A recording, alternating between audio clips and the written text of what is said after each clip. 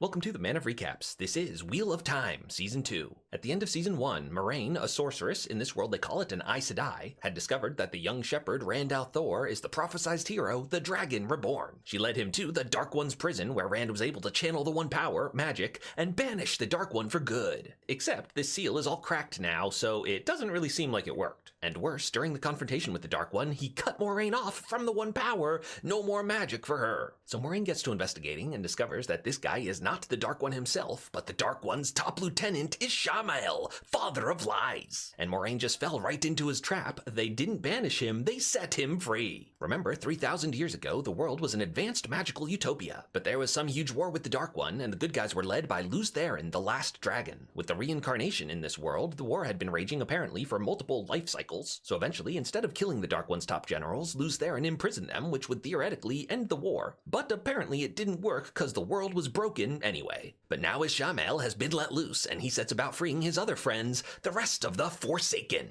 So Moiraine needs to go find Rand and let him know they messed up, this fight's just getting started. Now remember, the male half of the One Power is apparently corrupted, and any man who channels goes crazy and kills everyone he loves. So to protect his friends from himself, Rand wanders off to be alone. Rand tries to get help by tracking down this guy from Season 1, Logain, the False Dragon. Being a man who could channel the One Power, he assumed he was the Dragon Reborn and set out to conquer the world, but the Aes Sedai caught him and gentled him, cutting him off from the One Power permanently. Rand's like, hey man, how do I control the One Power and stop from going mad? But he's like, that's the neat part, you don't. So Rand settles in for a quiet life of being alone, except he immediately gets a new girlfriend, Selene. He's like, you shouldn't be around me, I'm dangerous, but she's kind of into danger, so these two have a good thing going on. Over at the White Tower in Tar Valon, the headquarters of the Aes Sedai, our girls, Egwene and Nynaeve, are training to be apprentices, which mostly involves doing dishes. Remember, these two are the most powerful channelers the world has seen in thousands of years, but right now Nynaeve can't channel, she's got some sort of mental block. So Nynaeve gets a visit from Liandrin, a member of the Red Aja, who are the mean Aes Sedai. She figures out to unlock Nynaeve's power, she forces her to defend herself,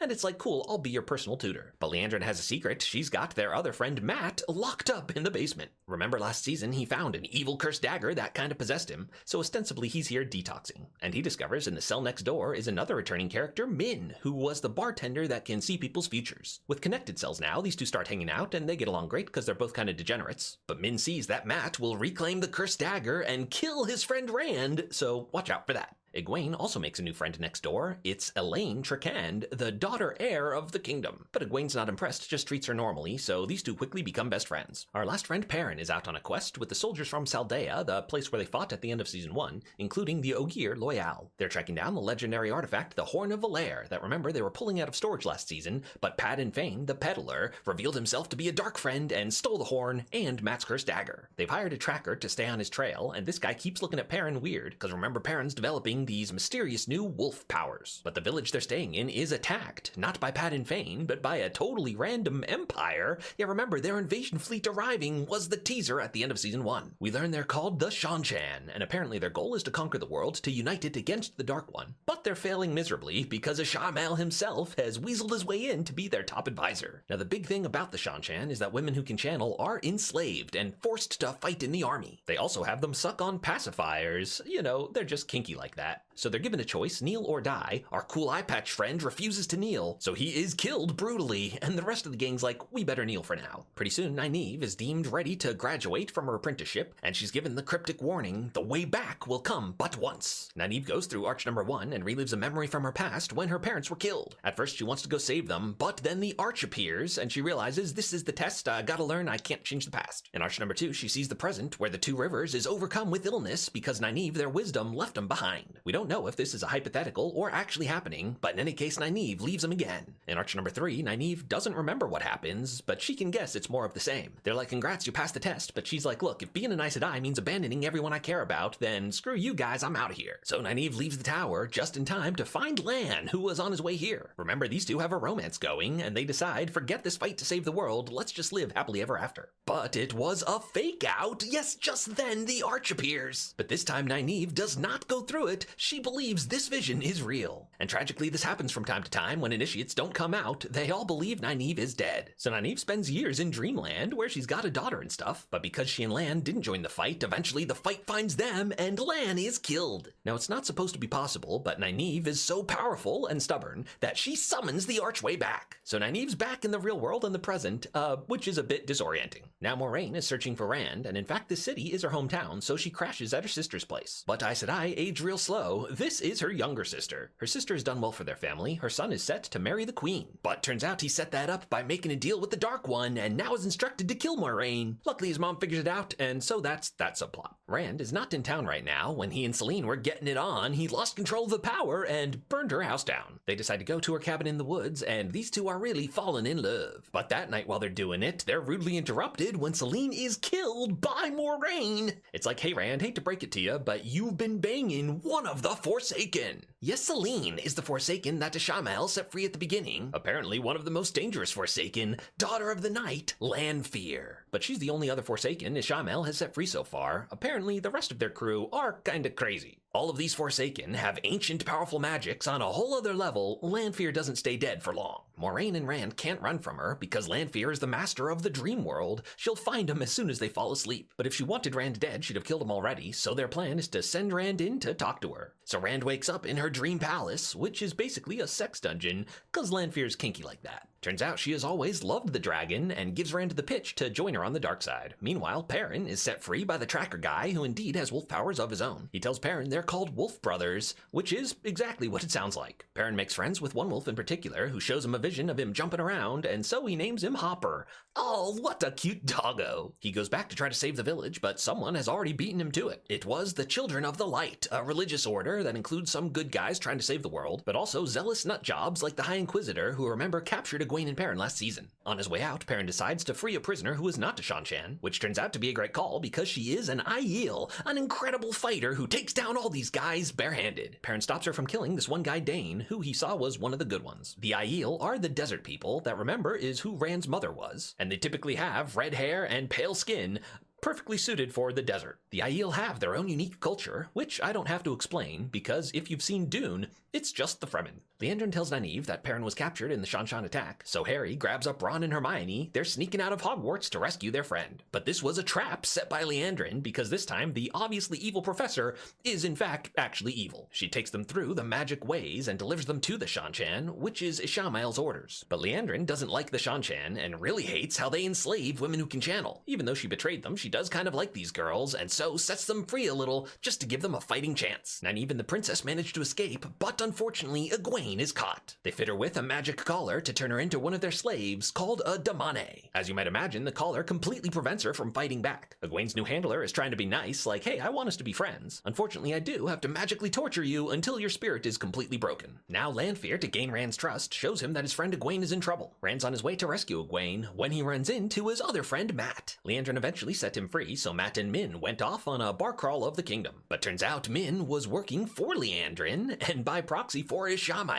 He made her a deal. If she delivers Mat to Rand so he can kill him, he'll take away her future vision powers, which have been always a curse. But Min has become real friends with Mat, and so she admits, sorry man, I was setting you up. So Mat stays behind, lets Rand go off on his own. But Ishamael had a backup plan, and just teleports him to the city anyway. But now Rand is stopped from leaving. His presence is requested by the leader of the Aes Sedai, the Amyrlin seat. Now remember, official Aes Sedai policy is to capture the Dragon Reborn and use his powers to fight the Dark One, since men can't be trusted to do it themselves. But in her youth, she and Moiraine heard the secret prophecy that the Aes Sedai need to follow the dragon, so all these years she and Moiraine have had the secret plan to find the dragon and train him. But now she does capture Rand. Our way didn't work, Moiraine. Let's just go back to basics. So when Rand falls asleep, he gets a visit from his dream dominatrix. Hey, you were right, the Aes Sedai betrayed me. Want to break me out? So Lanfear goes to rescue Rand, and in a display of just how powerful she is, it's completely effortless. During the distraction, this Aes Sedai sets Rand free. She had her own whole subplot, but long story short, she's here to help. They're going to escape through the ways, but now Rand looks at Moiraine and realizes she still has magic. Ishamael didn't block her permanently, he just tied it up in a knot, so now Rand thinks he can cut it free. And it works, Moraine's got her mojo back. Just then, the Emerald seat comes to stop her, but Moraine's like, you're wrong about this. But earlier, Moiraine had vowed to obey her on the unbreakable vow rod, so now she invokes that oath, forces Moiraine to listen to her, which is a gross violation of Moiraine's autonomy, and so these former lovers are now donezo for good. But Lanfear's here to save the day, so our good guys are working with her temporarily. But Lanfear's got her own plan. She drops Moiraine and Lan far away from the city, brings Rand right inside so he can try to rescue Egwene. But Ishamael's working on his master plan. To earn trust with the Seanchan, he has Perrin deliver them the Horn of Valere, so that's where that went. Then he brings Mat the cursed dagger, so he'll be corrupted again. Why was Perrin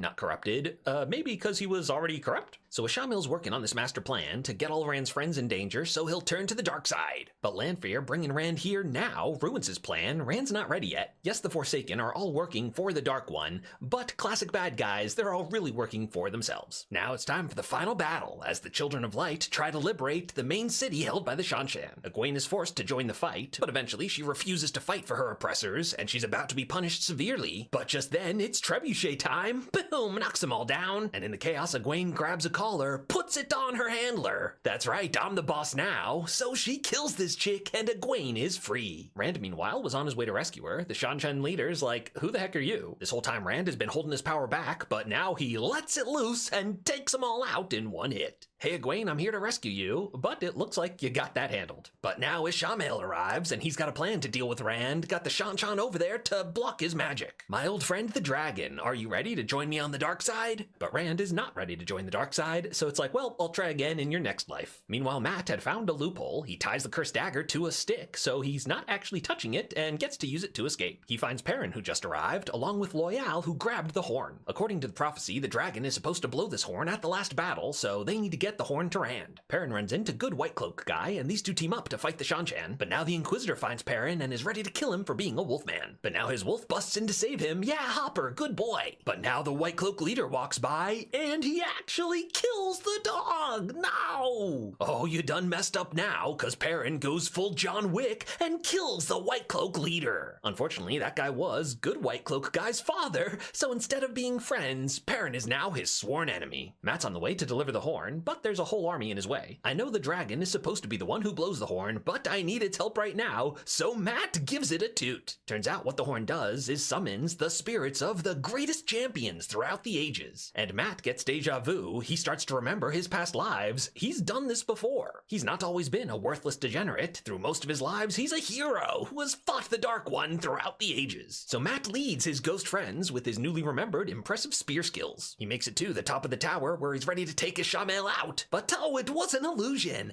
Mat just fell for the oldest trick in the book and unwittingly fulfilled his destiny to stab Rand. But before Ishamael can finish him off, Egwene steps up with a big shield. Super strong, remember, blocking everything this guy's throwing at her. Now Perrin busts in to help too, as well as Nynaeve and the princess. These two had a whole big plan to infiltrate the Damane prison and rescue Egwene, but with the battle breaking out, that ended up being pointless. Now the daughter heir, Elaine, is a good healer, manages to fix Rand's wound, and it's a bit of a meet cute as Rand's like, oh hey, you're hot. Rand, bro, what are you doing? Your girlfriend Egwene is right there. Meanwhile, Moiraine and Lan are on the long walk to the city. Now she sees that the Seanchan are blocking Rand, so she busts out a big magic spell. Boom! Destroys their whole fleet. So Rand gets his mojo back, and now Ishamael's in trouble, cause all our heroes are united. Rand is struck with inspiration to infuse his sword with magic and stab Ishamael in the heart. And it seems to be implied this kills him permanently. No reincarnations, which is apparently what this guy wanted in the first place. Rand's hand got burned with the hilt of his sword, which is part of the dragon prophecy, but they're still missing one big sign, and Moiraine realizes, well, maybe I'm supposed to do it. And so Moiraine creates an epic dragon made of fire, a symbol that this is the real legendary hero, the dragon reborn, Rand al'Thor. Except, remember the beginning of the show, the whole premise was it could have been any of these five,